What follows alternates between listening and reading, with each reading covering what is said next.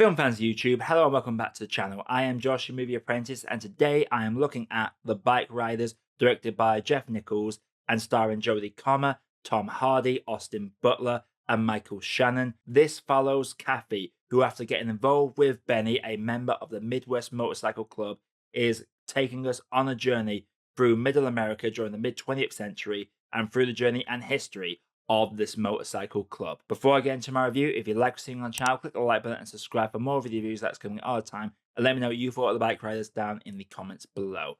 Without further ado, let's jump right into the review. So, offer up front that the Bikeriders, I saw this movie way back at the London Film Festival last year. I did my shorts reaction to it at the time. So this is me playing mainly off what I remember, plus my notes, plus my short video. That is what I'm going off here. I did not review it at the time, because the release of this film was cancelled.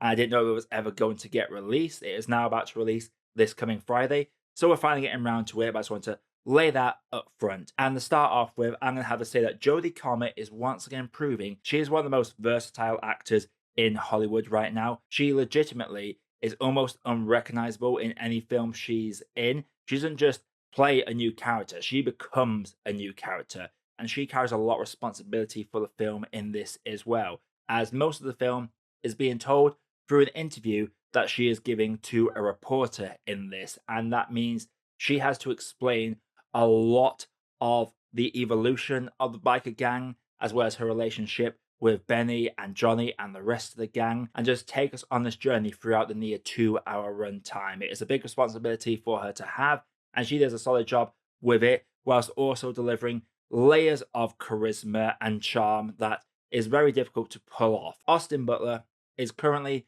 one of the biggest actors in Hollywood that is up and coming. He does a solid job as Benny, and rather than playing the upfront role, he plays a more reserved role in this. Benny is the stereotypical man that is bottling up his feelings, tends to punch everything that really annoys him, and genuinely doesn't really like to show what he is truly thinking. There was a lot going on with his subtle facial performance in this, and his relationship with Kathy in this, as well as his bond with Johnny, who's like his mentor in this.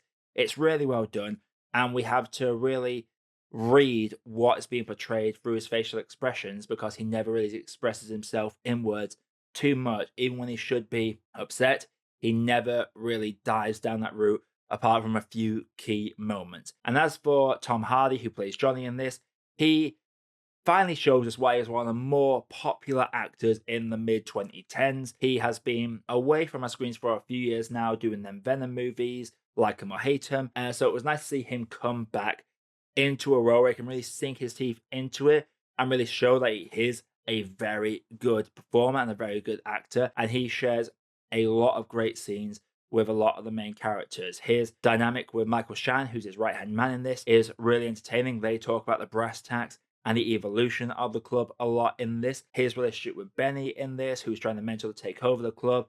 They have some big father-son-esque moments that really help carry the film. And even his strange relationship with Kathy in this, as they fight for Benny's affections and attention and just his time in general.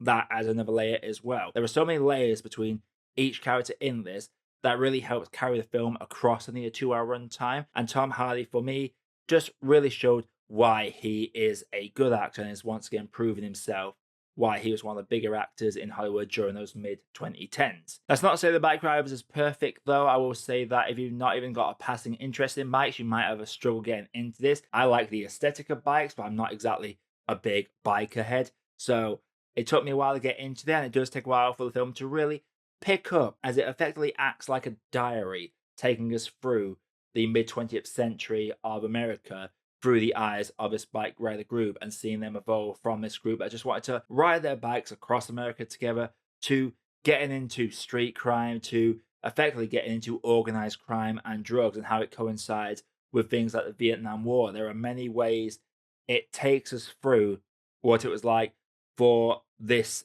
economic class during this time period. It's a nice mirror into that time period, like a capsule that bottles it up into this biker form. But it's not an action heavy film. There is a lot of talking, a lot of dialogue, a lot of talking about other biker gangs from different parts of America. There's just this general community and they're talking about things that only the community would really know.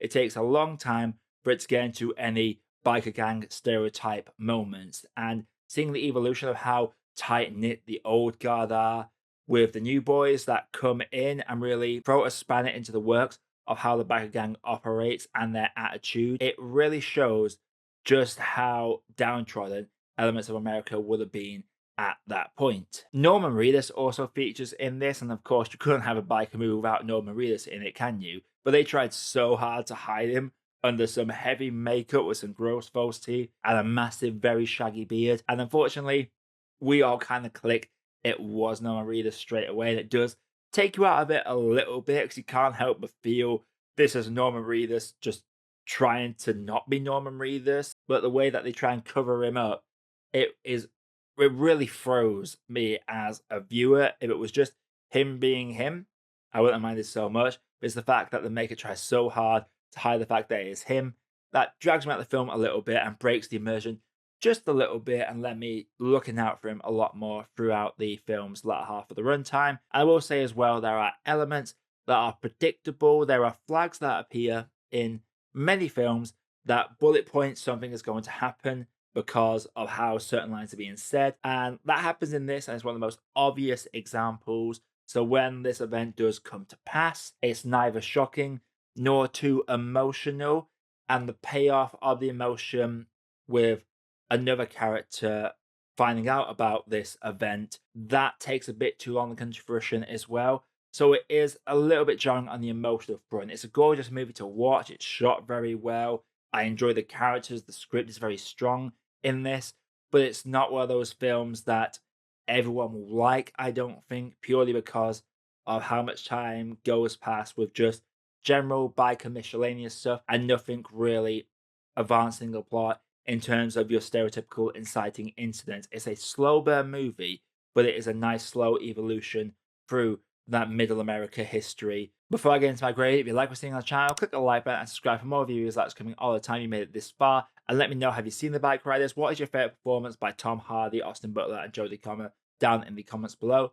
But without further ado, let's grade this. The Bikeriders is an expertly performed film by all the actors on screen. It is very nicely shot. It's a nice time capsule to middle America, but it lacks that emotional oomph that can really carry this from a good to a great movie. I feel like the way it bullet points how some things are going to happen quite obviously lessens the impact when they come to pass. Outside of the strong core cast, a lot of the background characters don't really do a whole lot for me. There's another character in this who I can't tell I'm supposed to root for or dislike. They are a very weird character that really breaks the flow of the film for me, and how their arc plays out, it just felt a little bit weird how their arc would conclude. I'm gonna have to say that for me, the Bikeriders is a good cup of tea. So the Bikeriders, have you seen it? Let me know your thought down in the comments below. Coming up on the channel, There Is Something in the Water is coming out this weekend, so I aim to get a review out of that. Make sure you catch the Bikeriders on Friday because it is worth a watch. Just be prepared for a bit of a slow burn. But until next time, everybody, my name is Josh. I have been Movie Apprentice, and I'll see you all in the next video.